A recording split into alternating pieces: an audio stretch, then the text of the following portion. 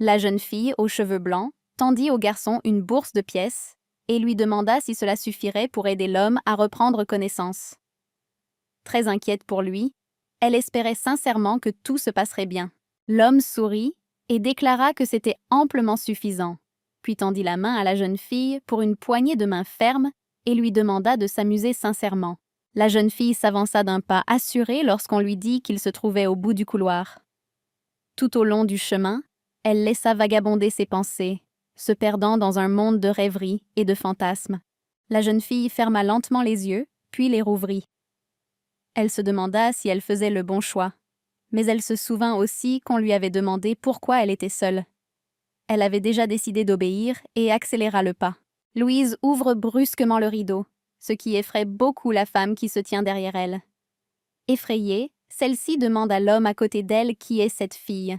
Le garçon affiche un sourire satisfait, car la fille est enfin là, et il en a assez de l'avoir attendue si longtemps. Louise a déclaré qu'elle était venue ici uniquement parce qu'on lui avait promis le meilleur gigolo du pays.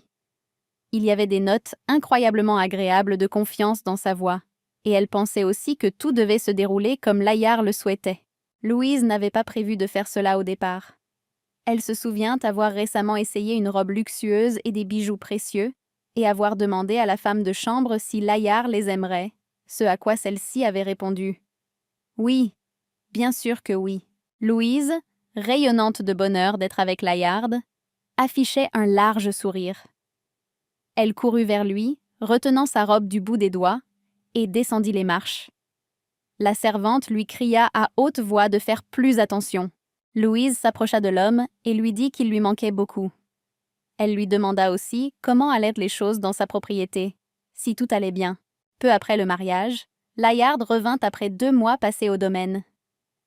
Il sourit, posa la main sur son cœur et demanda à Louise comment elle allait. Après quoi, il demande à la jeune fille de rencontrer la nouvelle femme de chambre. Une très belle jeune fille, aux longs cheveux argentés et aux yeux bruns. Elle salue poliment Louise, mais cette dernière est un peu gênée par cette première rencontre. Au fond d'elle, elle ressent une pointe de jalousie. L'homme la saisit fermement par l'épaule, et la bonne se tourna alors vers Louise et lui demanda de prendre soin d'elle, tandis que Louise continuait de se demander quel genre de fille il avait amenée et quelle était leur relation. La nuit était tombée et les étoiles commençaient déjà à scintiller dans le ciel. Louise se souvient comment Layard lui avait parlé de la servante. Ses bagages avaient été volés en route pour la capitale, et, sans abri, il lui avait proposé de l'héberger quelques jours. Il ne pouvait la laisser seule dans la rue. Louise se demandait si elle n'exagérait pas, et si Layard disait vrai.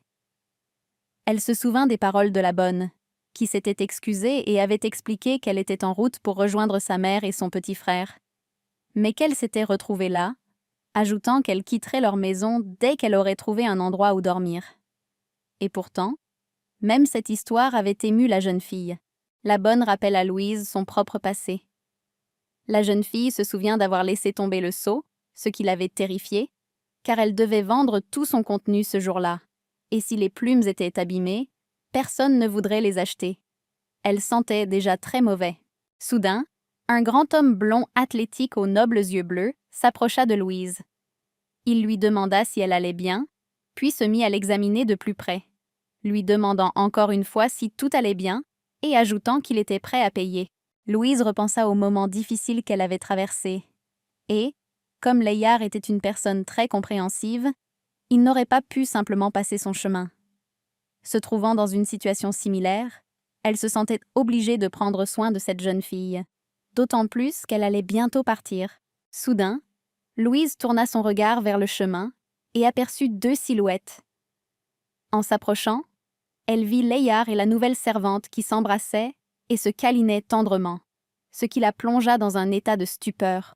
Au bout d'un moment, elle vint dîner chez Layard, incapable de se sortir de la tête cette pensée qui la hantait. Elle se demandait si c'était vrai ou si elle l'avait simplement imaginé, tandis que le garçon lui demandait à quoi elle pensait et pourquoi elle ne mangeait pas. Layard sourit poliment et dit qu'il était fatigué, mais que Louise adorait ses plats et qu'elle devrait donc les manger rapidement. Il resta aussi calme et imperturbable que si de rien n'était. Mais Louise sourit d'un air forcé et dit qu'elle mangerait, tout en continuant à réfléchir aux événements récents. Après le repas, la jeune fille se dirigea vers la sortie, toujours aussi pensive. Elle comprenait que le garçon était toujours aussi gentil avec elle, mais elle avait tout vu. Ou peut-être que la femme de chambre s'était trompée au sujet de Layard, car du point de vue d'une femme, tout est différent. Du coin de l'œil, Louise aperçut par la fenêtre Layard agrippé à la bonne, et réalisa alors qu'elle n'avait pas rêvé. Elle s'enfuit dans la rue à toute vitesse, ne comprenant pas comment Layard pouvait faire cela. Était-il vraiment lassé d'elle? Louise s'approcha et demanda au type comment il pouvait lui faire ça. Elle l'aimait, et il la traitait comme ça, mais ses paroles ne firent que provoquer des rires chez Layard. Il déclara qu'il l'aimait aussi, plus que quiconque au monde, mais demanda également le respect de l'espace personnel de chacun, car il souhaitait profiter du sien.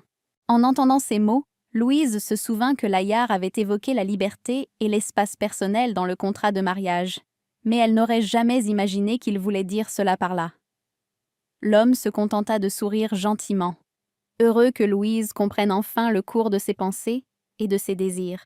L'homme prit Louise par la main et lui rappela l'existence du contrat prénuptial. Il expliqua que, selon ce contrat, la jeune femme ne devait pas s'immiscer dans sa vie privée, sous peine de divorce. Louise n'appréciait guère cette perspective, mais ne souhaitant pas revenir à sa vie d'avant, elle n'avait pas d'autre choix. Louise se souvient que, dans les moments les plus difficiles, Layard lui avait tendu la main, et c'est pourquoi elle veut continuer à y croire. Louise baissa les yeux, prit la main du jeune homme et accepta ses conditions. Il sourit et dit qu'il était très heureux qu'elle le comprenne. Après ce jour, Layard commença à couvrir Louise d'attention. Il offrit à la jeune fille un magnifique bouquet de roses rouges et lui dit qu'en les voyant, il avait pensé à elle. Et Louise le remercia, heureuse que Layard se soit souvenu de ses fleurs préférées. Layard sourit et dit qu'Helena l'avait aidé à choisir. La jeune fille se tourna vers Louise et lui demanda si cela la dérangeait. Ce à quoi Louise répondit que tout allait bien. Elle pensa que Layard changeait de femme si rapidement qu'elle ne les comptait plus. Elle s'y était tout simplement habituée. Le temps passa. Layard se tourna vers Louise et lui demanda si cela ne la dérangeait pas qu'il ait des maîtresses. Elle répondit que cela ne la dérangeait pas, car ce n'était que des maîtresses après tout, et elle était sa femme. Layard sourit et dit qu'il avait posé la question par précaution. 3 ans s'étaient écoulés depuis ce moment. Les servantes se mirent à bavarder entre elles, discutant de l'héritier et du fait que le marquis trompait sa femme.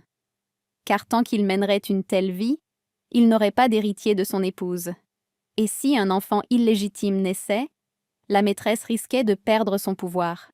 Louise surprit la conversation de 2 servantes et se mit à réfléchir à leurs paroles, car elles avaient raison, et elle ne voulait pas perdre son immense pouvoir.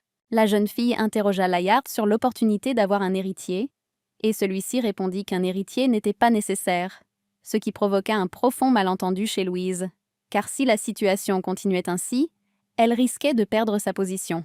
L'homme a déclaré que c'était très difficile avec les enfants, que c'était une grande responsabilité, et a ajouté qu'il souhaitait que leur bonheur dure le plus longtemps possible.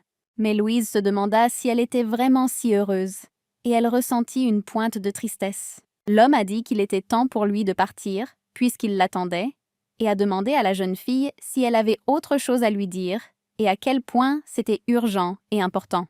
Louise voulait dire quelque chose. Elle avait déjà commencé par les mots « nous », mais elle n'a pas pu prononcer une autre phrase et a dit qu'il n'y avait rien d'important. Layard a donc décidé qu'il n'y avait plus de questions pour lui et a décidé de partir, puisqu'il était en retard pour une réunion. Mais en réalité, aujourd'hui c'est l'anniversaire de Louise et Layard. Mais Layard semble l'avoir oublié, et cela rend Louise très triste. Le temps passa. Louise n'avait envie de partir nulle part, mais elle se sentait trop seule dans le manoir.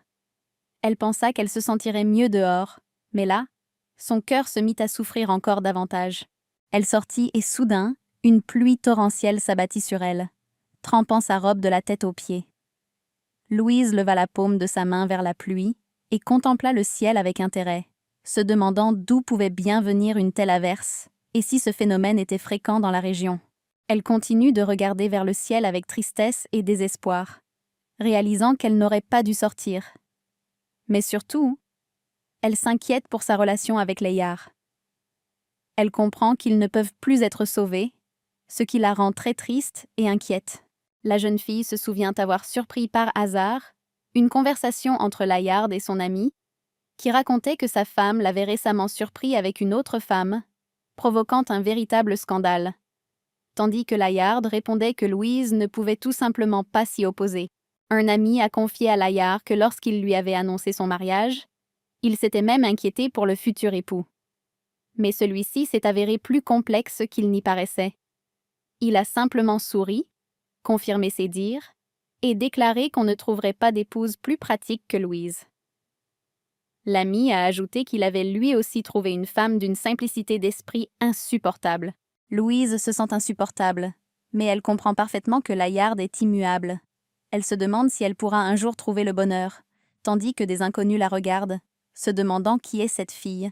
Louise erra donc sous la pluie battante, perdant complètement la notion du temps, et seuls les tremblements qui la parcouraient la ramenèrent à la réalité. Louise ressentit un froid glacial et se serra contre elle-même pour se réchauffer. Elle regarda autour d'elle et réalisa qu'elle semblait loin de la ville, mais malgré tout, elle devait trouver un endroit pour échapper à la pluie incessante. Soudain, elle aperçoit une maison en bois abandonnée. Comble de joie, elle s'en approche et ouvre hardiment la porte. Mais dès qu'elle ouvre la porte, elle aperçoit un homme étendu sur le plancher en bois, couvert de sang et inconscient. Horrifiée par cette vision, elle reprend peu à peu ses esprits et lui demande si tout va bien, mais il ne fait que murmurer faiblement. Louise se demandait pourquoi il saignait, mais elle comprit que, quelle qu'en soit la raison, elle devait lui prodiguer les premiers soins rapidement. Elle décida d'abord d'examiner la plaie, mais comme tout était couvert de sang, ce n'était pas si facile. Elle le saisit par le col de sa chemise et la tire légèrement vers le bas, examinant sa clavicule à la recherche de blessures. Mais soudain, il reprend ses esprits, lui saisit la main, appuie fortement sur sa main féminine et lui demande qui elle est. Louise, très surprise par tout ce qui vient de se passer, est un peu effrayée. La regardant, il exigea qu'elle lui dise qui elle était. L'homme empoigna la jeune fille, et ses soupçons ne firent que s'accroître. Il lui demanda qui l'avait envoyé. Il n'y eut aucune réponse. La jeune fille, terrifiée, resta muette. Le jeune homme la fixa droit dans les yeux, l'interrogeant silencieusement. Mais il n'a pas le temps d'en apprendre davantage. Son regard se brouille, et il tombe, atterrissant directement sur la jeune fille.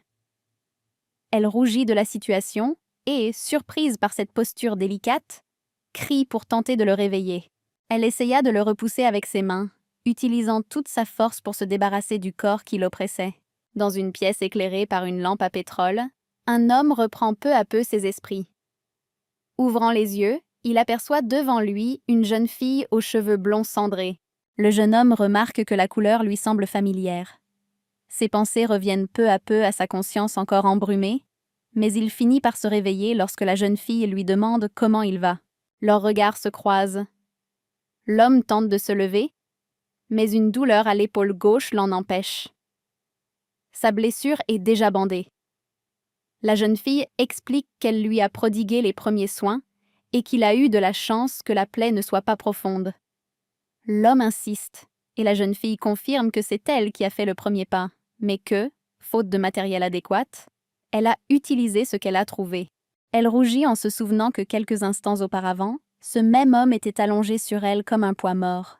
Il examine la plaie et constate que la jeune fille a fait du très bon travail et que le bandage a beaucoup aidé. La jeune fille ferma lentement les yeux, puis les rouvrit. Elle se demanda si elle faisait le bon choix, mais se souvint qu'on lui avait aussi demandé pourquoi elle était seule. Ayant déjà pris sa décision, elle accéléra le pas. Un homme demande à une femme si elle l'a attachée avec sa jupe. Elle répond qu'elle n'avait pas le choix et l'assure que le tissu est très propre. Mais le jeune homme affirme que c'est autre chose. L'idée que la jeune fille ait déchiré ses vêtements pour lui le réjouit beaucoup. Il dit qu'elle doit être issue d'une famille noble. Mais la jeune fille, apercevant son sourire, lui demande ce qui ne va pas. Elle lui dit de ne pas rire. sinon ses blessures vont se rouvrir. L'homme remercie la jeune fille pour son aide. Elle répond sur le même ton, en disant que l'essentiel est qu'il aille déjà bien. Après cela, elle dit au revoir et annonce qu'il est temps pour elle de partir. L'homme est perplexe. La jeune fille dit que son mari va bientôt rentrer. Et d'ailleurs, la pluie a déjà cessé dehors. Le jeune homme se lève alors avec effort de sa chaise et s'approche. Il lui demande si elle s'intéresse à ce qui lui est arrivé. Elle dit que tout peut arriver. La jeune fille ajoute qu'elle a fait quelque chose aujourd'hui qui ne lui ressemble pas du tout et qu'elle souhaite que cela reste secret. À ce moment-là, elle souhaite mettre fin à la conversation. Elle souhaite bonne chance à son compagnon et se tourne pour partir. En regardant la jeune fille partir, l'homme remarque tristement qu'il aurait voulu lui confier son secret. Mais maintenant, par-dessus tout, il est curieux de savoir qui elle est. En sortant de la maison, la jeune fille a une étrange impression de déjà-vu, comme si elle avait déjà vu cet homme. La jeune fille rentre chez elle.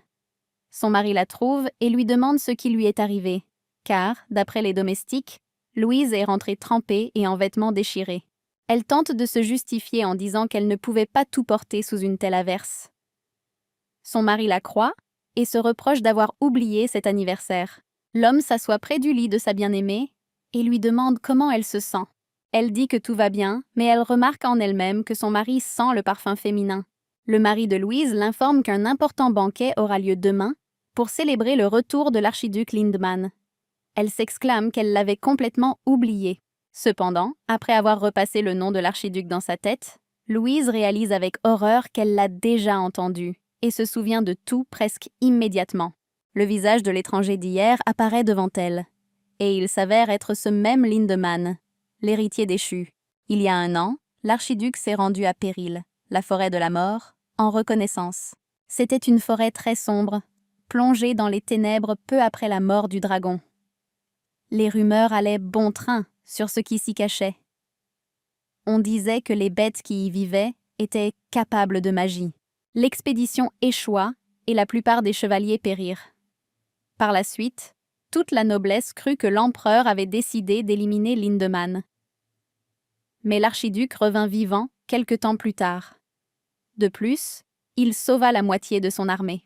Se remémorant les événements de la nuit précédente, Louise réalisa que l'homme avait été blessé. Cependant, sa prévenance agace son mari. Il la tire de sa rêverie et lui demande si elle l'écoute. Louise s'excuse auprès de son mari pour son comportement.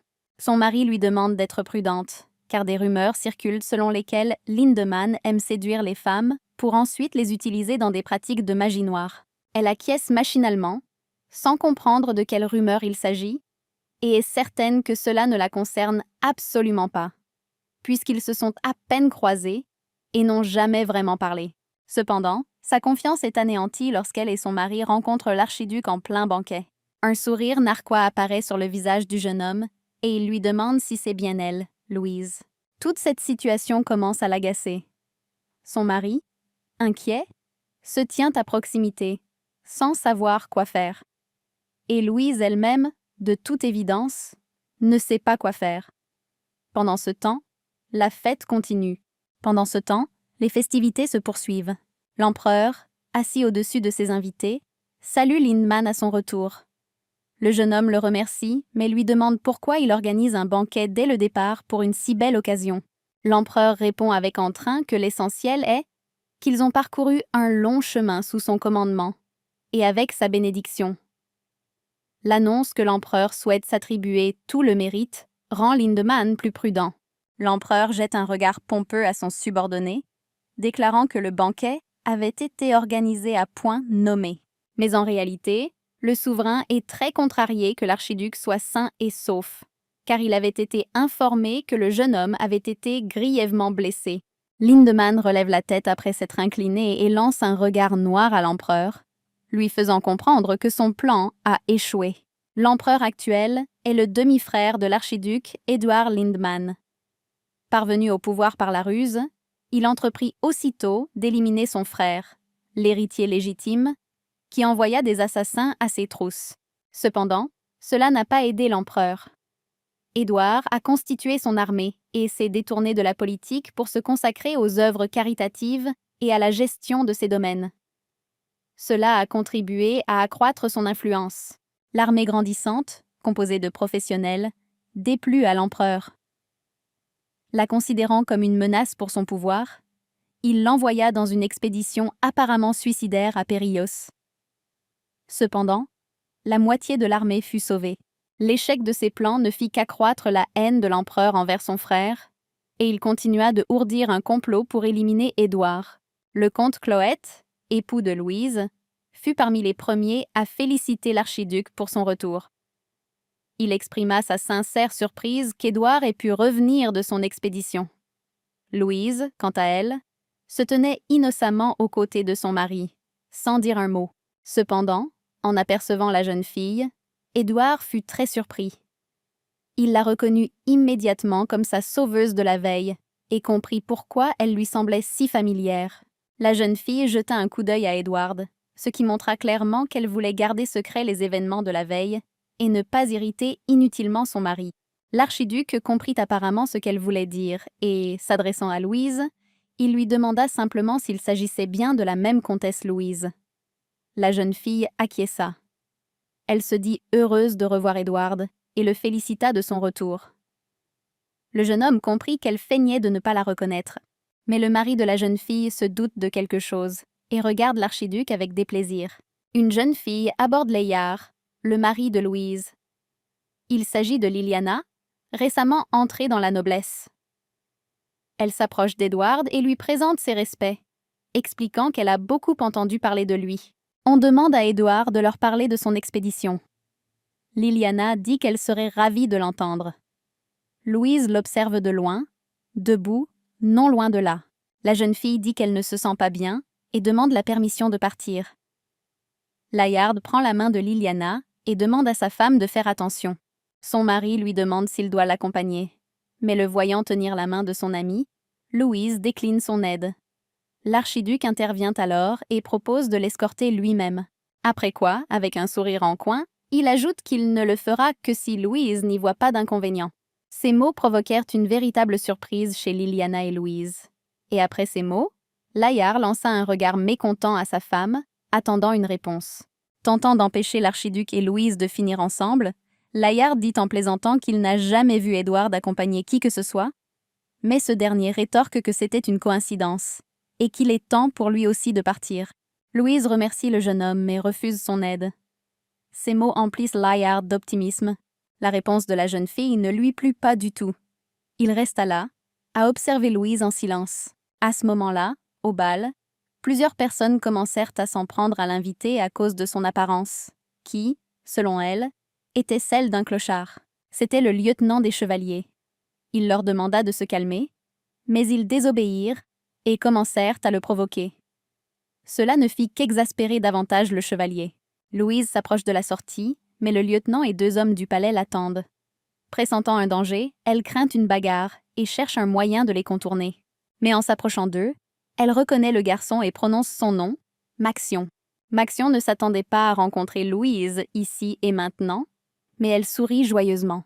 Maxion demande à la jeune fille comment elle s'est retrouvée là, et elle répond qu'elle est mariée et qu'elle vit dans la capitale depuis 3 ans. Et il dit maladroitement qu'il a tout compris. Les garçons, ayant entendu leur conversation, furent très surpris et demandèrent avec intérêt si ces deux-là se connaissaient. Louise répondit que oui, car elles étaient amies d'enfance. Le blond se demanda alors pourquoi lady Cloët était amie avec une telle sotte. Il sourit et se souvint d'une histoire qu'il avait entendue selon laquelle elle était issue d'une famille pauvre. Il se demanda si c'était vrai ou si c'était le fruit de l'imagination de quelqu'un. Mais j'ai ensuite réalisé que, puisqu'elle était l'épouse du comte Cloët, il n'y avait aucune raison de la haïr. Après réflexion, les hommes se sont excusés, se sont inclinés devant la jeune femme et lui ont souhaité un bon moment. La situation aurait été bien plus gênante. Maxion remercie la jeune fille de les avoir remis à leur place, tandis que Louise lui prend la main, et le garçon commence à tenir sa petite paume et demande à Louise si elle était déjà devenue comtesse Cloët, alors qu'ils ne s'étaient pas encore vus.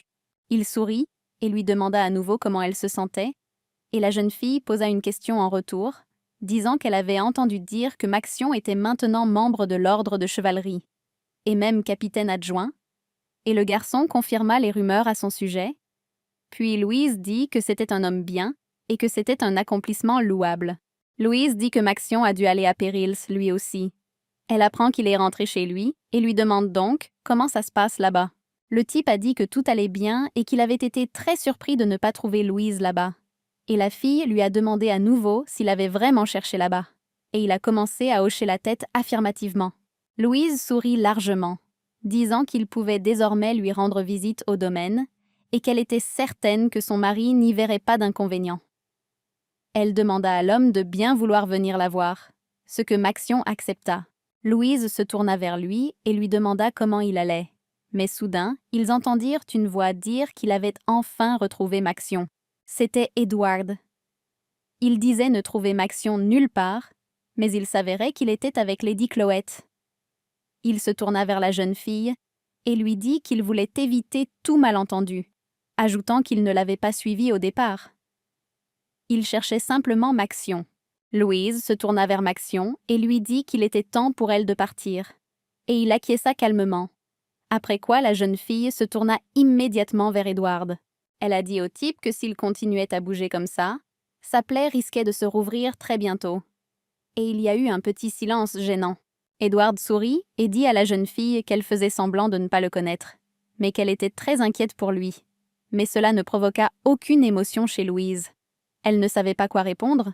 Ses pensées étaient comme une pelote de laine. Elle se tourna de nouveau vers Maxion et lui dit qu'elle attendrait de ses nouvelles, en lui souriant très joyeusement. Le garçon répondit que c'était bien. Édouard demande à Maxion s'ils sont proches, et celui-ci répond que oui, depuis l'enfance, et qu'il n'aurait jamais imaginé que son amie d'enfance deviendrait la femme de Layard. Puis il lui demande ce qui se passe entre eux, et Édouard nie tout, affirmant qu'il ne se passe rien et qu'il voulait simplement lui dire au revoir. Et maintenant, il est temps pour eux de dire adieu aux gens ennuyeux, car la société se doit de connaître leurs exploits. Louise se tourna vers les garçons et se demanda s'ils la suivaient. Après quoi, elle réalisa qu'elle devait se dépêcher d'une manière ou d'une autre. Maxion et Édouard jouent aux échecs. Maxion demande à Édouard si quelque chose le tracasse, car son air soucieux trahit son trouble, et l'autre répond que tout va bien. Quelques minutes plus tard, Maxion parvient à mater son adversaire. Édouard disait à l'autre qu'il jouait de mieux en mieux à chaque fois. Mais Maxion pensait qu'il cédait délibérément et qu'il n'avait fait aucun progrès. Édouard croisa les bras et répondit « Oui, c'est vrai ». Il ajouta une question, demandant à Maxion s'il serait de service le lendemain, car il avait entendu dire qu'il se rendait au domaine Chloette. Maxion confirma.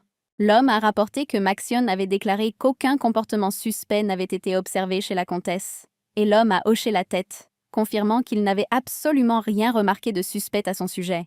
Mais Édouard n'apprécia pas cette réponse. Il commença à interroger Maxion sur la véritable personnalité de Louise et lui demanda de lui raconter tout ce dont il se souvenait. Mais Maxion répondit que c'était une question difficile, car la dernière fois qu'ils s'étaient en vue remontait à une dizaine d'années. Maxion sourit et dit d'accord.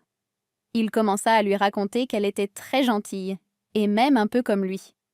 Louise n'avait pas changé du tout, et Édouard dit qu'il avait du mal à croire qu'elle lui ressemblait. Maxion répondit qu'il ferait comme s'il n'avait rien entendu. Édouard a averti le jeune homme de ne surtout pas baisser sa garde, même s'il était heureux de la rencontrer, car la famille Chloette est très fidèle au cercle de l'empereur. Et Maxion a dit « Eh bien », Édouard a dit à l'homme de partir, car ils parleraient plus tard. Maxion s'est dirigé vers la porte, obéissant à Édouard. Il se demandait pourquoi ce dernier s'accrochait autant à Louise, la suivant même. Qu'est-ce qui n'allait pas chez lui? La soupçonnait-il vraiment de quelque chose? Pensait-il qu'elle était capable d'un acte terrible? Pendant tout le temps où Édouard était en péril, l'empereur continuait de lui envoyer des assassins, les soldats appelèrent des renforts pour riposter, et le dernier jour, Édouard fut trahi par la dernière personne qui lui était proche. C'est alors qu'il rencontra la comtesse Chloette, et il se demanda si elle était de connivence avec l'empereur. Bien qu'il comprenne qu'il n'ait rien remarqué de suspect chez elle, l'épouse du comte ne correspond pas du tout aux mœurs de la haute société. Elle n'a pas l'allure d'une noble. Elle a déchiré sa jupe sans réfléchir, ce qui signifie que cela lui est déjà arrivé. Mais que fait une telle femme avec Layard? Tant de questions tourbillonnent dans la tête du jeune homme, sans qu'il n'y trouve de réponse. Edward comprend que la bande impériale prépare quelque chose, et à en juger par le comportement de la comtesse, elle l'a reconnu et a également demandé à ce que l'on garde le secret sur ce qui s'était passé afin de dissimuler sa position. Ses pensées ne laissaient aucun répit à Edward. Il imaginait la comtesse Louise et, à côté d'elle, Layard, qui ne lui prêtait guère attention ces derniers temps.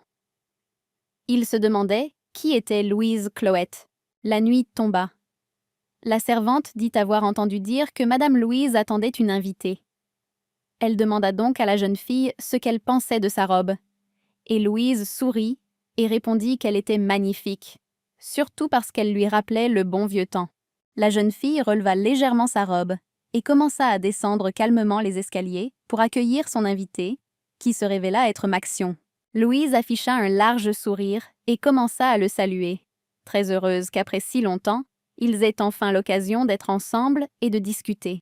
Maxion tient le cheval, et après les paroles de Louise, il se tourne vers elle et salue avec la même joie son amie d'enfance, la remerciant pour l'invitation, disant qu'il n'avait pas pu faire autrement que de venir puisqu'elle l'avait appelé, car il apprécie vraiment qu'elle l'ait invitée. Louise ne quitte pas son sourire. Elle confie être ravie de l'arrivée de Maxion et de pouvoir le voir, car elle a encore tant de choses à lui raconter. Elle invite donc son amie à entrer dans le bâtiment, et toutes deux s'avancent. Louise invita Maxion à table, et il fut ravi de voir une magnifique et élégante part de tarte aux pommes devant lui. Louise lui dit qu'elle ne savait pas ce qu'il aimait manger maintenant. Alors elle se remémora le bon vieux temps, ou plutôt leur enfance, et lui demanda à nouveau s'il aimait toujours les tartes aux pommes. Le garçon acquiesça d'un signe de tête. Maxion prend une petite bouchée de tarte, et là encore, c'est incroyablement délicieux. Et Louise dit qu'elle est très heureuse que Maxion ait apprécié son hospitalité et aimé le repas. Elle ajouta que le garçon avait bien grandi, mais que son caractère était resté le même que dans son enfance. Maxion demanda qu'on ne se moque pas de lui, et Louise se contenta de rire et de lui dire de manger autant qu'il le pouvait, et que s'il y avait le moindre problème, il pourrait toujours en redemander. La table est garnie de nombreuses friandises, toutes plus belles et exquises les unes que les autres. La jeune fille demande à Maxion comment il est entré dans l'ordre des chevaliers, car elle serait curieuse de connaître toute l'histoire du parcours de son ami d'enfance. Maxion raconta qu'en rentrant, il était tombé par hasard sur le domaine de l'archiduc et que, par chance, celui-ci l'avait accepté dans ses rangs. Louise ajouta que maintenant, tout était clair pour elle. La jeune fille prit une tasse de thé chaud et dit que Maxion semblait très heureux, bien plus qu'avant, et qu'elle était ravie de le voir réussir. Maxion rit et répondit qu'il était heureux à l'époque aussi, et qu'il ne devait donc pas se croire plus heureux qu'avant. Après quoi, Maxion se tourne vers son amie et lui demande comment elle se sent et comment elle va. Puis elle ajoute son mari à la conversation, en lui demandant si elle s'entend bien avec lui. Mais Louise était mal à l'aise face à ces questions. Elle se sentait très gênée. Elle se souvenait de tout ce qui s'était passé entre elle et Layard, de ses maîtresses, et du fait qu'il avait osé oublier jusqu'à leur anniversaire. Alors, elle dut feindre un sourire et dire que oui, ils s'entendaient bien et que tout allait bien, même si c'était totalement faux. La sueur continue de couler sur son visage et elle a légèrement pâli.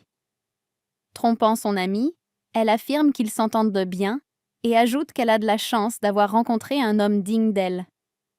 Maxion dit que c'est bien que le comte Layard soit un homme bien, mais Louise acquiesce, tout en sachant pertinemment que ce n'est pas vrai. Comme la conversation ne lui plaisait pas du tout, elle décida de changer de sujet. Elle proposa au garçon d'aller se promener, ajoutant qu'ils avaient un très beau jardin et qu'elle voulait tout montrer à son ami. Maxion accepta, ils se levèrent ensemble et se dirigèrent vers le jardin. Maxion demande ce qu'ils feront s'il se met à pleuvoir soudainement, et Louise répond que même si elle le craint, la pluie ne durera pas longtemps, et que si cela arrive, ils trouveront un abri. Absorbés par leur conversation, ils ne se rendent pas compte qu'ils accélèrent le pas. Maxion sourit et dit à Louise qu'elle avait toujours eu le don de prédire le temps. La jeune fille sourit largement et applaudit. Elle savait pertinemment qu'il allait pleuvoir, mais elle décida tout de même d'aller se promener. car l'atmosphère étrange ne lui laissait aucun répit. Il s'est mis à pleuvoir. Maxion ouvrit son parapluie et le tint sous lui et Louise, mais elle n'arrivait pas à ouvrir le sien et demanda au type ce qui n'allait pas. Maxion dit qu'il pensait que le parapluie était cassé, et Louise, avec une pointe de sarcasme, lui demanda si c'était vraiment le cas, puisqu'elle voyait bien par elle-même que le parapluie était cassé. Mais en même temps, l'idée lui vient qu'il pourrait peut-être se tenir sous un seul parapluie. Elle remercie l'homme de l'avoir protégée de la pluie par ce froid glacial, mais la pluie redouble d'intensité et ne semble pas vouloir s'arrêter un instant. Soudain, Louise toucha la main de Maxion, le regarda droit dans les yeux, puis désigna du doigt un endroit où il pourrait s'abriter de cette pluie torrentielle. Le garçon comprit et ensemble, ils décidèrent de s'y rendre au plus vite, courant aussi vite qu'ils le pouvaient. Ils atteignirent enfin le kiosque et reprirent leur souffle. Maxion replia son parapluie, devenu inutile. La pluie redoubla d'intensité, mais cela ne les inquiétait plus. Louise confia qu'elle se sentait redevenue une enfant, se remémorant les bons moments passés ensemble au bon vieux temps. Après coup, Louise remarqua les vêtements du garçon. Ils étaient trempés et sales. Elle s'excusa, reconnaissant sa faute, mais Maxion lui répondit que ce n'était rien et qu'elle n'avait pas à s'excuser, ajoutant qu'il était ravi d'être là, car l'endroit avait un charme particulier. Plus tard, Maxion regarde Louise et lui pose une question qui le taraude depuis longtemps. Il veut savoir si M. Grimm se trouve lui aussi dans la capitale. La jeune fille a un peu de mal à répondre, mais elle finit par se ressaisir et lui confie qu'il est mort. Maxion, sous le choc, lui demande quand cela s'est produit. Louise a dit que cela s'était passé il y a 5 ans, mais Maxion se sentait coupable et a dit qu'il aurait dû rester. Louise l'a rassuré en posant la main sur son épaule, lui disant qu'il n'avait pas le choix et que le plus important maintenant était qu'ils aient pu se revoir. Maxion est triste. Il dit que ça a dû être très difficile pour Louise d'accepter la situation et de vivre avec ses pensées. La jeune femme a confié que c'était vraiment difficile pour elle, mais elle a ajouté que tant qu'elle avait Layard, tout allait bien, tout en sachant que Layard n'était pas le meilleur homme, mais simplement son mari débauché. Maxion observe attentivement Louise et, voyant la tristesse sur son visage, il s'inquiète pour son amie. Elle lui confie que lorsqu'elle s'est échappée, elle pensait être sortie de sa cage, mais elle s'est retrouvée dans une autre, encore plus belle. Louise dit que c'est très difficile pour elle en ce moment et que le pire, c'est que seule elle peut arranger les choses. La jeune fille tente de l'exprimer, retenant difficilement ses larmes, mais Maxion prononce son nom. Il ne comprend toujours pas comment il pourrait la soutenir ou l'aider si elle-même a dit qu'elle seule pouvait résoudre ses problèmes. À ce moment-là, Edward s'approche de la calèche. On lui demande où il veut aller, et il répond quelque chose comme « Au domaine Cloette ». Comme ils sont proches, il y a peu de chances qu'il soit prudent. L'homme décide de s'en assurer personnellement et prend la ferme décision d'emmener Maxion de là. Le temps passa. Louise dit au revoir à Maxion en lui demandant de faire attention, et il acquiesça, ajoutant qu'ils avaient passé un bon moment ensemble. Il précisa également que si quelque chose arrivait à Louise, il devait absolument lui envoyer un message. Louise acquiesça, disant que, bien sûr, elle le préviendrait en cas de problème. Soudain, Louise entend une voix qui lui est douloureusement familière. Ils se retournent tous les deux et voient Layard devant eux. Celui-ci se tourne vers Louise et lui dit qu'il ne pensait pas que son ami d'enfance fût un homme aussi fort. Il sourit, observant Maxion avec une grande attention. Louise sourit largement en saluant son mari, mais Maxion ne partage pas sa joie. La jeune femme propose de les présenter et présente Maxion à son mari en disant qu'il est un ami d'enfance. Les deux hommes s'échangent un regard, et Maxion prend la parole en premier. Il a dit qu'il était ravi de le rencontrer, qu'il était sur le point de partir mais qu'il avait eu la chance de rencontrer le comte. Layard a cependant regretté que ce dernier soit déjà parti et a suggéré à Maxion de dîner ensemble la prochaine fois. Cette conversation a été ponctuée d'une poignée de main virile et chaleureuse entre Layard et Maxion. Mais Maxion n'était pas particulièrement ravi de leur retrouvaille. Il ne manifesta donc aucune joie particulière et ne sourit même pas, après quoi il déclara qu'il était temps pour lui de partir. Et Louise dit que c'était formidable, et fit ses adieux à son vieil ami. Layard se tourna vers Louise et lui demanda s'ils attendaient de quelqu'un d'autre, ce à quoi elle répondit par la négative. Cependant, Layard fut surpris de voir une calèche foncer vers eux, et un instant plus tard, lorsque la calèche s'arrête à leur hauteur, la silhouette familière d'un homme en sort. C'est Édouard. Tout le monde est très surpris, car il ne s'y attendait ni pas du tout. Édouard se tourne vers Maxion et lui annonce qu'il est venu le chercher, ce qui surprend encore davantage l'assemblée. Il explique qu'il craignait une nouvelle averse et qu'il se trouvait justement dans les environs. C'est pourquoi il a décidé de prendre une calèche pour Maxion. Il explique tout cela à Louise, ajoutant qu'il n'est pas convenable de monter à cheval par un tel temps. Louise dit qu'elle comprenait, mais elle pensait qu'il n'était pas prévu qu'il pleuve ce jour-là et que c'était évident pour tout le monde. Elle comprit donc qu'Édouard lui mentait si ouvertement et espérait qu'il partirait au plus vite. Elle savait que si les détails de cette journée étaient révélés, Layard serait furieux.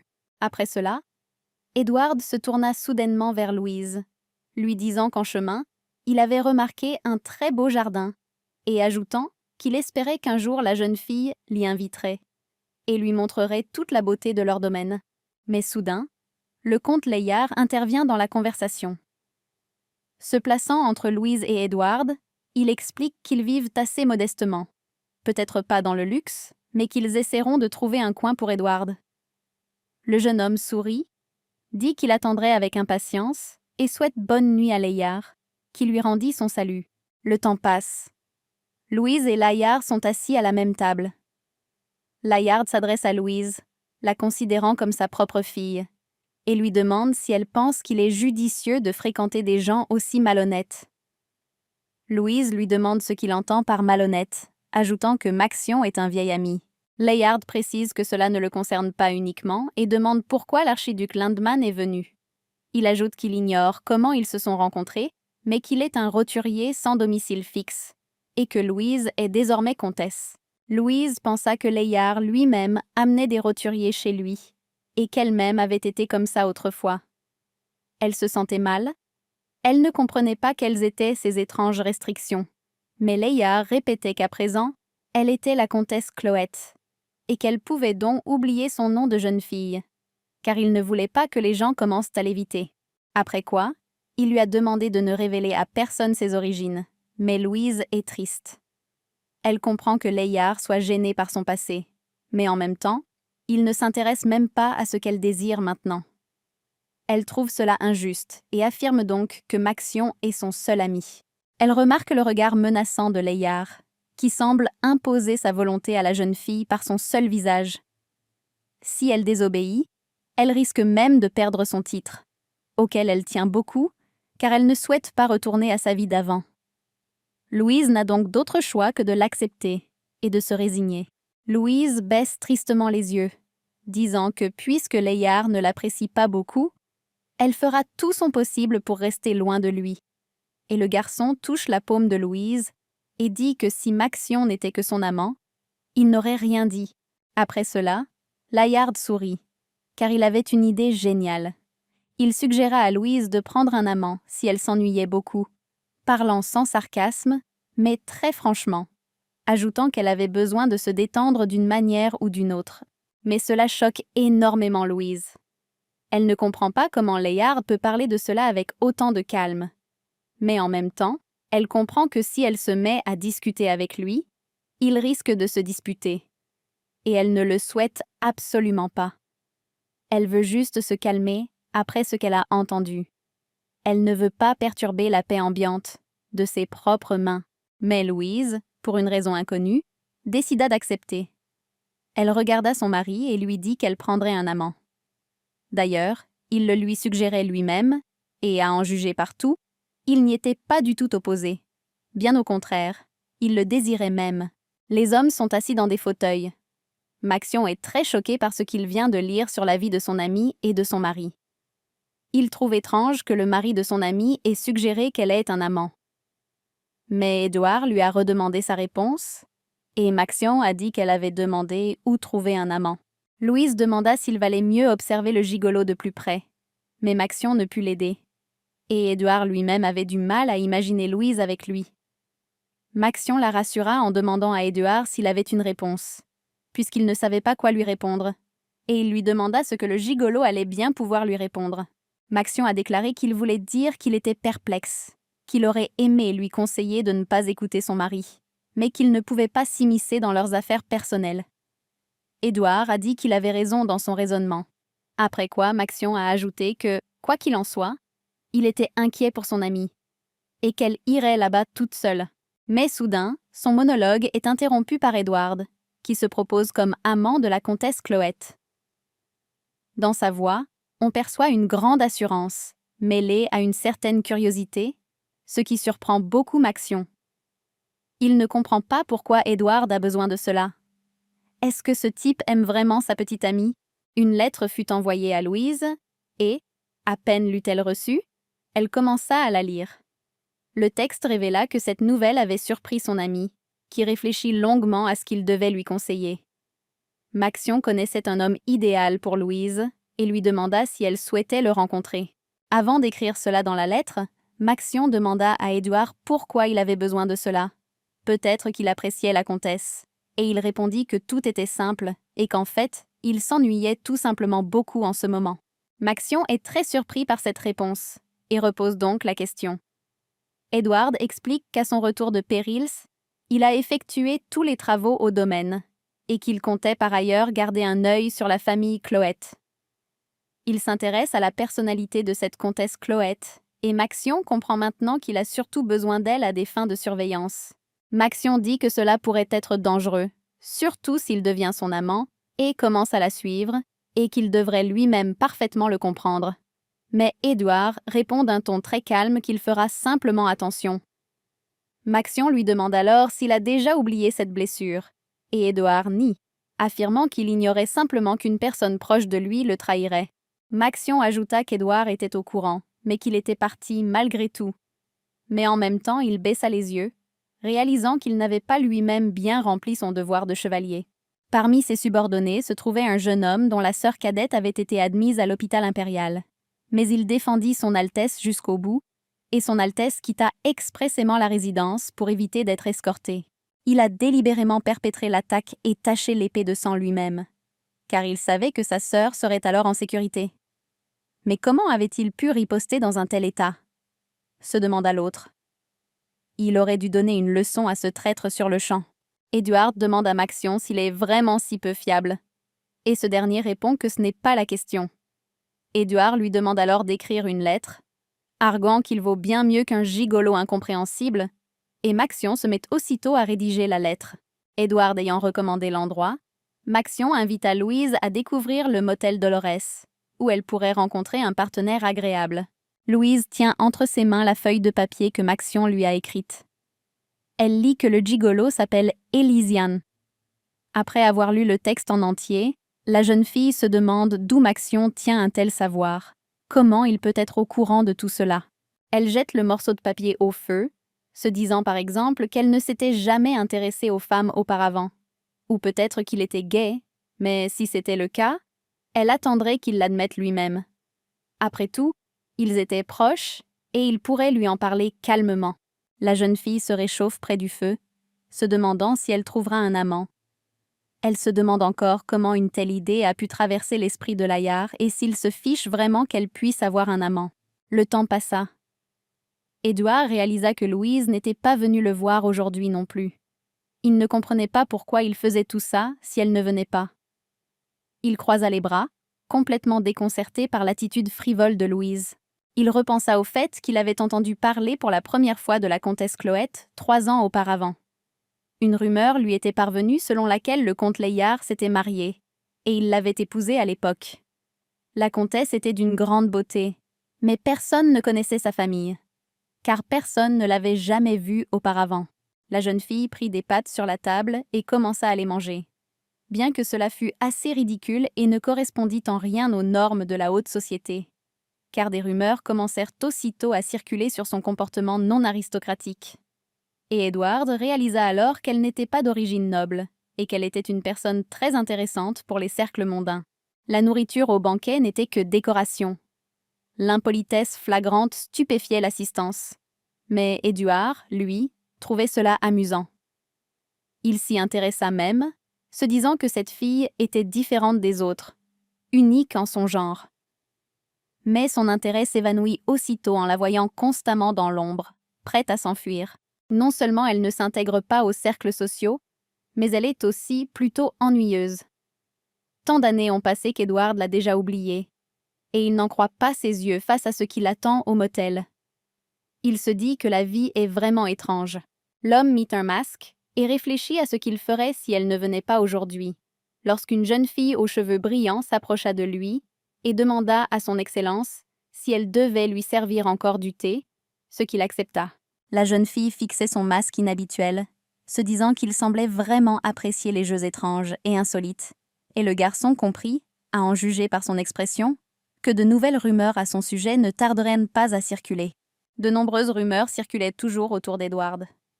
Il n'a jamais été impliqué dans des scandales amoureux, mais la société fut bouleversée par son retour vivant de la forêt de la mort. On disait qu'il pratiquait la magie noire, qu'il avait peur des femmes et qu'il avait des préférences étranges au lit.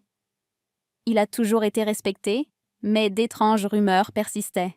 Cette fois, l'homme mit un masque et resta plusieurs jours au motel. Il savait donc que des rumeurs circuleraient bientôt à son sujet, mais cela ne pouvait que jouer en sa faveur, car cela distrairait les proches collaborateurs de l'empereur. L'homme sourit, conscient qu'il resterait dans l'ombre. Soudain, ils entendent des pas, et, avec la jeune fille rousse, comprennent que quelqu'un est arrivé. L'homme reconnaît la comtesse qu'il attendait depuis si longtemps. Elle le salue et lui confie qu'on lui a dit que le meilleur gigolo du pays serait là. La jeune fille rousse fut très surprise, et le garçon lui dit que tout allait bien et la laissa vaquer à ses occupations.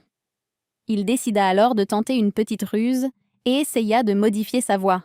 Edward se leva du lit et demanda à la jeune fille si elle était la comtesse Cloette, ajoutant à cela la question de ce qui l'amenait à lui, si elle avait surpris son mari en train de la tromper, ou si peut-être les nuits avec lui étaient redevenues ennuyeuses, et ajouta que s'il avait deviné juste, alors elle était au bon endroit. Louise fut très choquée. Elle rougit même légèrement de gêne, et lorsqu'elle reprit ses esprits, elle déclara qu'elle souhaitait simplement avoir un amant. L'homme trouva étrange qu'elle ne soit pas intéressée par son physique, et lui demanda quel intérêt personnel il tirait de cette proposition. Et Louise dit qu'il vivrait si bien qu'il n'aurait pas besoin de recevoir d'autres invités. Mais Edward répondit que cela ne lui suffisait pas. Il s'approcha de la comtesse, qui le regarda et se dit qu'il lui semblait familier. Elle lui offrit tout ce qu'il désirait. Il sourit et dit qu'il acceptait son offre, puis il retira son masque.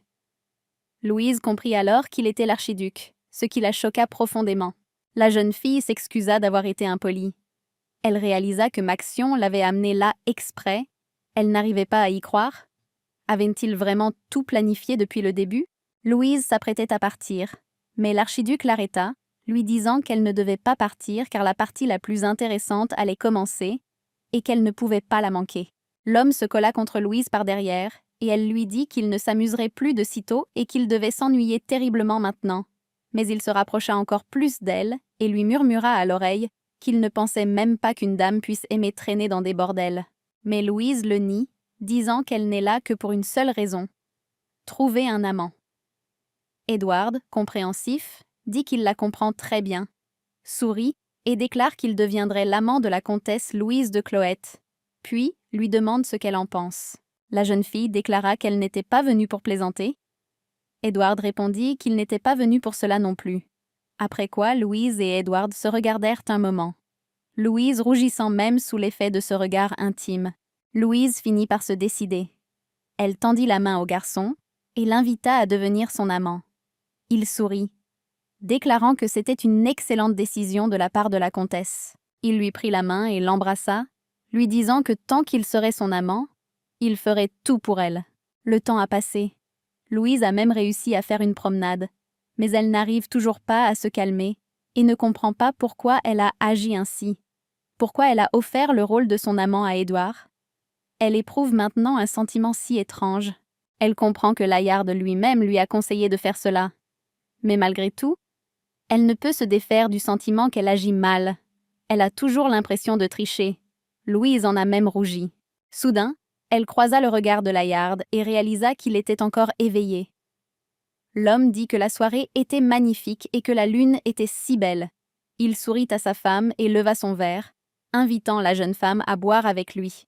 Louise regarde l'homme. Elle repense à l'époque où elle était tombée amoureuse de son sourire, et au jour où Layard lui avait sauvé la vie. Mais pourquoi le temps ne peut-il pas être remonté? Ses pensées sont interrompues par Layard, qui lui demande pourquoi elle ne répond pas. Louise se tourna vers Layard. Elle allait lui parler de sa maîtresse, mais elle se souvint de ses récentes paroles. Si elle s'immisçait dans sa vie privée, ils divorceraient.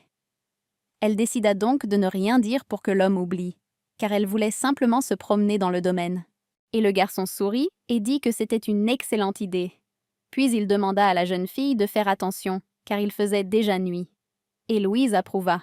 Elle espère que cela ira mieux pour tout le monde. Alors elle souhaite bonne nuit à l'homme. Et lui, souriant, souhaite la même chose à sa femme. Le matin arriva.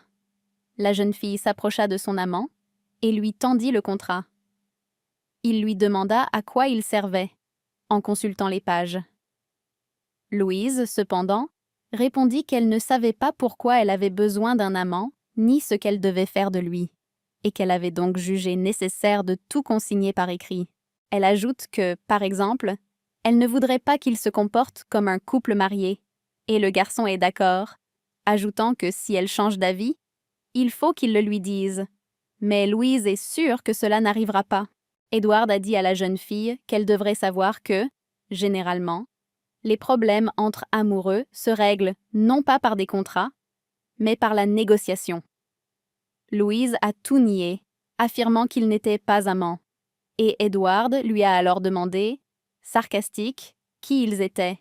Louise explique que les amants sont des personnes sans scrupules qui trompent avec leur partenaire, mais qui se croient à tort des amants parfaits.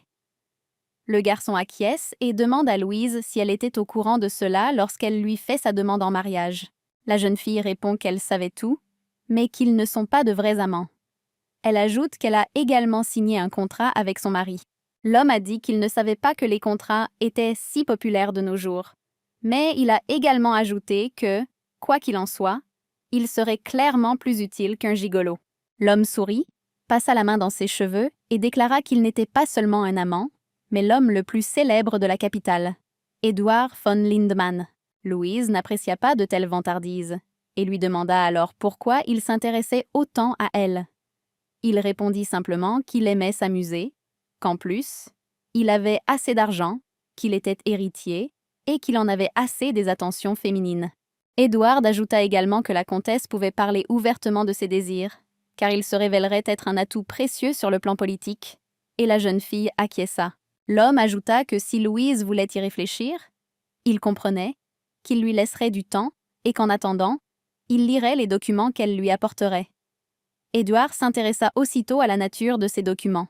Ils étaient tous presque identiques, ne différant que par quelques points. Édouard remarqua une clause stipulant que s'il appréciait une autre personne, la relation prendrait fin. Cela le fit réfléchir. Il se dit qu'il ne pensait pas que la jeune fille cherchait vraiment l'amour, puisque cette phrase revenait souvent, et elle confirma qu'elle n'en avait pas vraiment envie. Louise a avoué que son propre mari lui avait conseillé de prendre un amant, et Édouard a dit qu'il comprenait, pensant que la comtesse Cloette était une femme très forte, et lui demandant s'il y avait d'autres raisons. La comtesse a déclaré qu'elle souhaitait que son mari comprenne ses sentiments. Après quoi, Édouard lui a demandé à nouveau si elle voulait que le comte se sente à sa place, et elle a répondu oui. Elle serra fortement ses paumes féminines et dit, comme sa mère l'avait dit, qu'il ne fallait pas seulement souhaiter la victoire, mais aussi combattre courageusement, et dit qu'elle espérait vraiment que le comte l'aiderait dans cette bataille. Et le garçon sourit. L'homme dit qu'il y aura un banquet cette semaine chez les Hélios, et que Liliana de Hélios, étoile montante de la haute société et nouvelle maîtresse du comte, est venue s'y trouver. Il demande à la jeune fille si elle accepte de provoquer la première bagarre, et elle répond par l'affirmative, avec une grande assurance. Edward suggère alors de commencer modestement. Il tend la main à Louise et lui demande s'ils ne devraient pas tomber amoureux l'un de l'autre. Edward, souriant, demanda soudain à mademoiselle Louise s'ils n'étaient pas censés tomber amoureux. À cet instant, une atmosphère étrangement pesante s'installa, comme s'ils se trouvaient dans une scène romantique. Louise, imperturbable, refusa la proposition d'Edward. « Bien sûr que non, » répondit-elle, n'ayant aucune intention de tomber amoureuse de l'archiduc. Sa réponse fut claire et sans hésitation. Louise, sans relâche, décida alors de découvrir pourquoi Edward l'appelait si calmement par son prénom. Edward, contrarié, ne put dissimuler ses émotions. Son visage trahissait sa déception face à la réponse tranchée de Louise. Louise a demandé à Edward d'arrêter de la taquiner. Même si le garçon poursuivait ses propres intérêts, Louise l'a pris très au sérieux. Edward s'est excusé, expliquant qu'il voulait dire qu'il devrait jouer à un jeu de rôle de couple amoureux dans le hall. Louise, perplexe et incertaine, ne savait que faire. Elle craignait que l'on croie qu'elle était vraiment amoureuse. Edward, tentant de détendre l'atmosphère, suggéra de trouver une solution et demanda à Louise si elle avait des idées. Louise, sentant le regard d'Edward, se pencha et lui murmura une idée qu'elle avait vue dans des romans. Il écouta attentivement, son regard reflétant son intérêt et sa volonté de concrétiser cette idée. Edward, entendant l'idée de Louise, se montra confiant que cela suffirait amplement. Malgré sa confiance, Louise doutait encore du succès de leur stratégie. Il rit et dit que mademoiselle Louise était plus vive qu'il ne l'avait imaginé. Il lui demanda si elle était toujours aussi énergique. Louise fronça les sourcils, et Edward s'excusa aussitôt pour ses paroles. Puis il sourit et dit que s'entraîner devant le miroir quelquefois ne ferait pas de mal. Louise hocha la tête, gênée et partagée entre plusieurs sentiments. Se levant de sa chaise, elle lança un rapide « au revoir » et quitta la pièce. Une fois la porte refermée, Edward s'appuya sur son bras et sourit, remarquant que Louise était une fille amusante. Sa voix laissait transparaître un certain respect pour son caractère et son imprévisibilité. Soudain, on frappa à la porte. Edward leur fit signe d'entrer, et la porte s'ouvrit. Maxion entra. Edward salua poliment Maxion et lui dit qu'il allait lui poser quelques questions. Maxion, prêt à répondre, s'attendait à davantage. Cependant, Edward rejeta l'idée et suggéra à Maxion d'expliquer d'abord le but de sa venue. Maxion signala que des mouvements avaient été détectés du côté de l'empereur et qu'il se préparait probablement pour un concours d'escrime. Edward, perplexe, demanda à nouveau, cherchant à comprendre ce qui se passait. Maxion a ajouté que son maître avait déclaré qu'il inviterait sans aucun doute Edward, qui avait réalisé une bonne performance la dernière fois. Maxion pense qu'il s'agit simplement d'un prétexte pour évaluer les compétences d'Edward. Edward soupira profondément. Il expliqua qu'il revenait tout juste de Pérille et qu'il n'avait même pas eu le temps de se reposer. Edward était convaincu que les intentions de l'empereur étaient claires, mais il comptait probablement le forcer à quitter la capitale ou lui faire du mal. Edward a dit qu'il était très fatigué et qu'il était grand temps de le tuer, mais il pensait que ce ne serait pas facile. Maxion expliqua que des chevaliers de famille nobles affluaient de tout l'Empire, et la rumeur courait que le vainqueur serait celui qui survivrait à la bataille. À ces mots, Edward s'inquiéta et décida de ne pas assister à l'événement. Maxion ajouta alors que le vainqueur recevrait l'épée de Lancia. Intrigué, Edward demanda à Maxion de quoi il parlait, si c'était bien la même épée Lancia que celle des légendes et des contes de fées. Maxion accepta, car l'empereur allait personnellement remettre le prix au vainqueur, ce qui rendait l'événement encore plus attrayant. Edward sourit et déclara que son demi-frère avait perdu la raison et qu'il distribuait désormais les trésors impériaux, sans scrupule. Maxion suggéra à Edward de se préparer à un entraînement spécial. Edward accepta, car il ne pouvait pas rester les bras croisés et laisser le trésor tomber entre de mauvaises mains. Edward doutait de trouver un professeur convenable dans la capitale. Il pensait que Maxion n'était pas assez compétent. Le garçon répondit qu'il y avait un homme meilleur dans la capitale. Edward fut très surpris, mais Maxion ajouta alors qu'il n'avait jamais réussi à vaincre cet homme. Edward est convaincu que Maxion a atteint son poste grâce à ses seuls efforts. Mais si cet homme est plus fort que Maxion, il serait formidable de le rallier à sa cause, car Édouard pourrait encore tirer profit d'une telle personne. Édouard se dit ravi et demanda à être présenté après le banquet. Maxion s'inclina respectueusement et l'assura qu'il ne manquerait pas de les présenter, puis se dirigea vers la sortie, prêt à quitter la salle. Cependant, se souvenant de Louise, Édouard arrêta Maxion. Il lui demanda si mademoiselle Louise avait des préférences particulières. Édouard confia à Maxime que mademoiselle Louise lui avait dit aujourd'hui qu'elle ne tomberait jamais amoureuse. Maxime jugea que c'était une réaction tout à fait appropriée aux événements. Édouard, cependant, exprima sa surprise, trouvant ce comportement étrange. Il était surpris de rencontrer une jeune fille prête à refuser catégoriquement. Maxion regarda Édouard avec une certaine surprise et souhaita silencieusement à Louise tout le meilleur avec Édouard. Louise est en calèche avec son mari, Layard. Une certaine gêne règne dans l'atmosphère. Après sa visite au domaine de l'archiduc en compagnie de Layard, Louise se sentit encore plus mal à l'aise. Layard lui demanda pourquoi elle semblait si abattue et si quelque chose n'allait pas. Louise pensait, à en juger par son comportement, qu'il ignorait qu'elle avait aperçu son Altesse. Layard lui rappela qu'ils étaient arrivés au domaine d'Hélios. Ces mots la ramenèrent à la réalité, et elle se prépara résolument à descendre de la calèche. Layard et Louise entrèrent, bras dessus, bras dessous, dans la demeure de la famille Héliode. Une jeune fille rousse les accueillit en souriant. Elle se dit ravie qu'il ait accepté son invitation.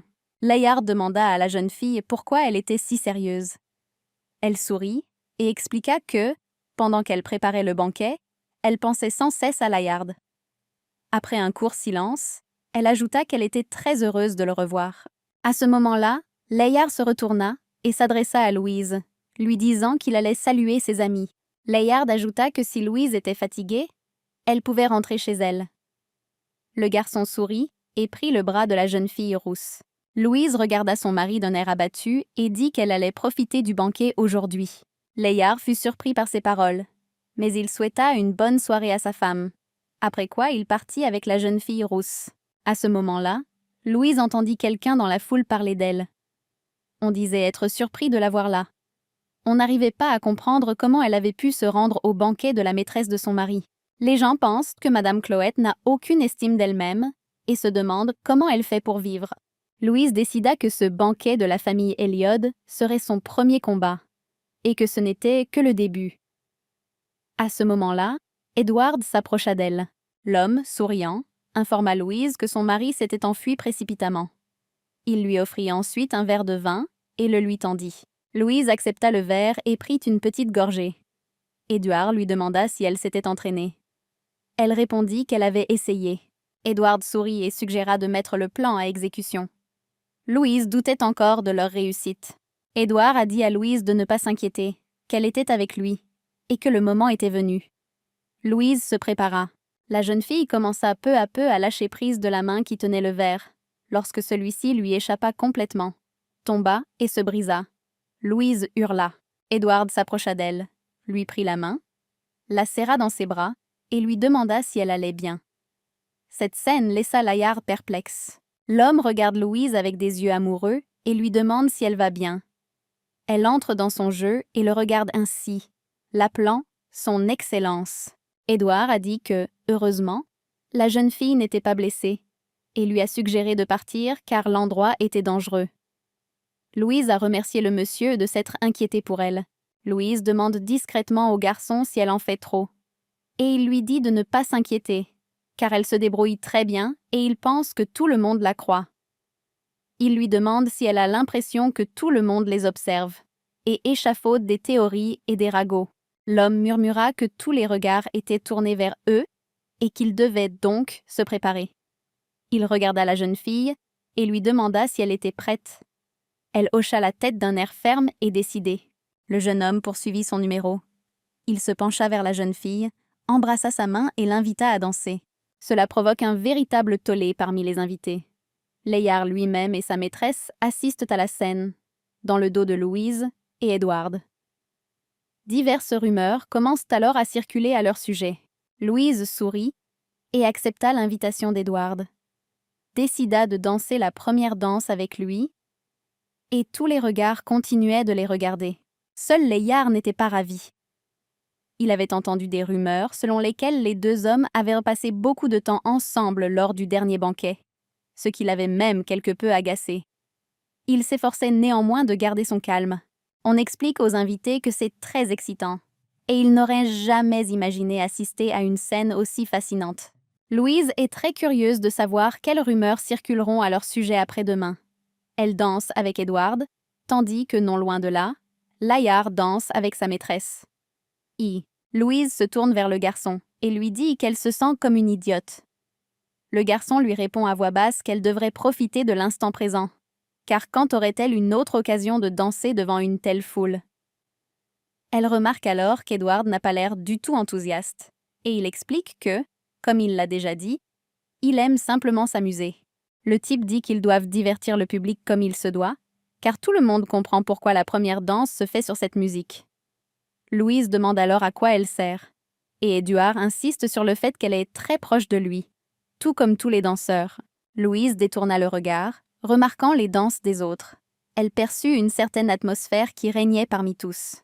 Edward remarqua que Louise se retourna et lui demanda de ne pas regarder les autres couples et de le regarder droit dans les yeux. Sinon, il semblerait que la jeune fille ayant besoin d'aide soit moins sincère que son sauveur. L'homme resserre son étreinte autour de sa taille, effleure ses mains, ce qui fait rougir Louise encore davantage. Elle affirme comprendre tout ce qu'Edward a dit plus tôt, mais elle est d'autant plus gênée que l'homme est si près qu'elle sent son souffle. Louise rougit encore davantage. Elle admit qu'elle n'était toujours pas à l'aise avec Edward et qu'il lui était difficile de le regarder droit dans les yeux aussi longtemps, puis elle lui demanda si le garçon était mal à l'aise avec elle. Edward répond qu'il se sent mal à l'aise lui aussi, puis Louise remarque qu'il a l'air très sûr de lui lorsqu'il la regarde droit dans les yeux, et le garçon rétorque que cela ne signifie pas qu'il est à l'aise, et ajoute qu'il y a de nombreuses raisons de se sentir mal à l'aise. Edward demanda à la jeune fille si elle voulait qu'il lui raconte une blague qui pourrait l'amuser. Louise accepta et apprit du garçon que le comte avait réagi très étrangement à tout cela, qu'il les observait constamment, et il était tout à fait naturel qu'Edward ne soit pas particulièrement à l'aise avec cette situation. La jeune fille se demandait si Layard était jaloux d'elle. Cela la surprit beaucoup, car c'était lui-même qui lui avait proposé une telle aventure, avoir un amant. La musique s'est arrêtée, mais Edward demande à la jeune fille de continuer à danser, car c'est ainsi que cela doit se passer. Jouer la danse jusqu'au bout. Le temps passa. La nuit tomba. La maîtresse de Layard lui demanda d'attendre, mais il s'avança d'un pas rapide, sans lui prêter attention. Il ne pensait qu'à sa femme et à l'archiduc. Il ne comprenait pas ce que l'archiduc avait fait à Louise, mais cela l'inquiétait profondément. Immédiatement après la danse, la maîtresse se tourna vers Layard et lui demanda de confirmer que la musique était effectivement magnifique, et il rit, disant que c'était tout à fait le cas. Mais soudain, il aperçut la silhouette de sa femme avec Edward. Il vit la jeune fille sourire à l'archiduc, et la première question qui lui vint à l'esprit fut « Où Louise était-elle allée avec cet idiot ?» Layard pense que l'archiduc a fait quelque chose à sa femme, car elle n'est pas du genre à se comporter ainsi. Très inquiet, il va à sa rencontre. Il ne prête plus attention à sa maîtresse et lève les yeux, apercevant des silhouettes familières. Layard remarqua comment Edward serrait sa femme dans ses bras et l'embrassait sur le front. Mais cela le choqua profondément. Il était furieux contre l'archiduc et pouvait à peine contenir ses émotions. Liliana se tourna vers Layard, lui demandant ce qui n'allait pas, et il répondit qu'il n'en pouvait plus, car il attendait avec impatience la soirée avec elle. Il fait un geste affectueux envers la jeune fille, mais il détourne le regard et regarde Louise, qui se tient à proximité avec l'archiduc, et s'intéresse à ce que pense sa femme. Edward se tourne vers la comtesse et lui dit que, vue d'en bas, elle aura l'impression qu'ils sont très proches. La jeune fille rougit encore plus, pensant que c'était vrai. Elle perçoit le parfum de rose qui émane d'Edward. Elle se demande s'il ne s'agit pas de l'odeur d'huiles essentielles de grande qualité, mais quoi qu'il en soit, c'est un arôme qui lui est très familier. Elle se souvient qu'à Péril, toutes les odeurs étaient insupportables, et puis elle réalise qu'elle se préoccupe de choses futiles. Elle lève les yeux vers le garçon et lui demande comment Layard a réagi, et s'il va changer d'attitude envers elle. Edward détourna le regard de la jeune fille et déclara qu'à en juger par l'expression du visage du garçon, Tout s'était déroulé comme prévu. Après quoi, l'homme regarda Layard, qui embrassait sa maîtresse, et réalisa qu'il ne comprenait absolument rien à Layard. Se comportait-il vraiment ainsi délibérément devant sa femme? Edward n'arrivait pas à croire que Madame Louise puisse compter sur un homme pareil.